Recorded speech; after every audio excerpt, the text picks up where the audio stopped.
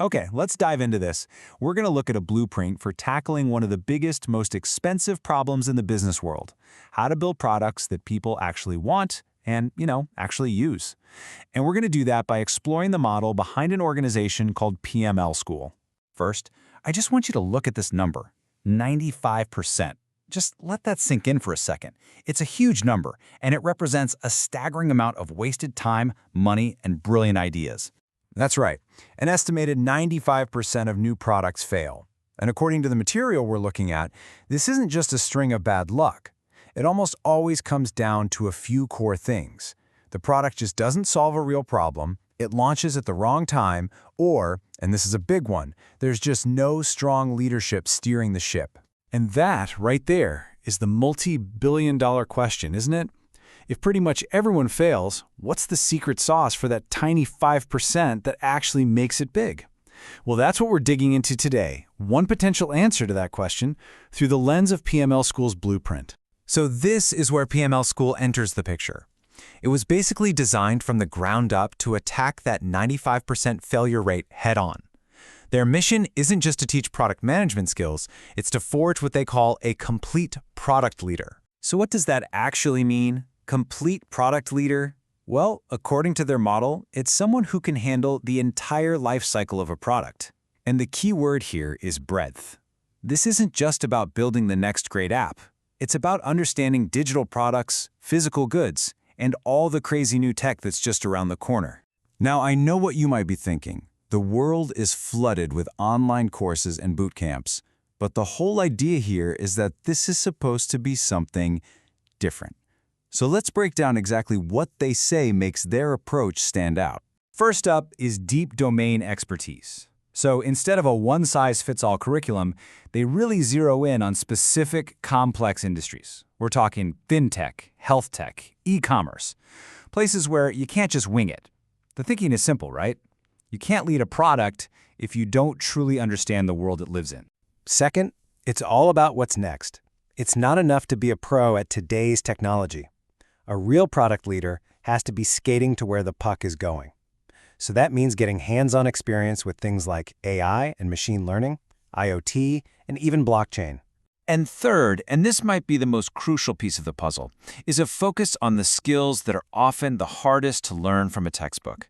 We're talking about mastering business and leadership, everything from high-level strategic thinking all the way down to the really tough, in-the-trenches work of managing stakeholders and communicating with executives. So what's the glue that holds all of this together? Well, it all comes down to the school's core philosophy, and really, its central promise to students: a radical commitment to learning by doing. And this slide just lays it out perfectly. It shows the fundamental difference in their approach. On one side, you have the old, passive way of learning, just watching endless videos. On the other side, you have their model, which is all about being active, getting your hands dirty, building things, solving real problems. So how does learn by doing actually work in practice? Well, it's not just one thing. It's a whole system. You're not just learning theory, you're getting direct mentorship from C-level executives. You're running actual product sprints on real-world problems, not some abstract case study. And maybe the most important part? The result is totally tangible. You walk away with a portfolio of actual work that you can show to any employer. Okay, so with that philosophy in mind, it really begs the question, who is this kind of intense, hands-on model actually built for? Let's take a look at the kind of student they're trying to attract. So, who exactly is this designed for? Is it for beginners, experts, career changers? Well, let's break down the specific profiles they're built to help. And what's interesting is how broad the audience is. Of course, you've got aspiring PMs who are trying to break into the field. And you have early-stage PMs who are already in the job, but want to level up fast. But there's a real emphasis on professionals who are transitioning. Think consultants or analysts who are sharp on business, but need those specific product skills.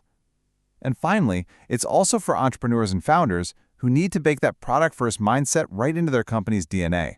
All right, let's start to bring this all together and really look at the ultimate goal here. What's the big overarching mission that drives this entire educational model? Well, here it is. Their stated mission is incredibly clear and, you got to say, very ambitious. to become the #1 destination in India for product management education that is truly hands-on, focused on specific industries, and built for the future. And I love this because it basically maps out the entire journey they promise. It's a simple 3-step transformation. Step 1, you gain the skills you need for tomorrow's jobs.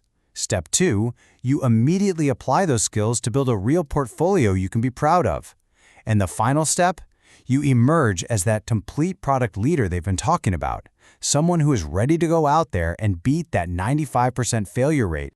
So this all leads us to one final, much bigger question.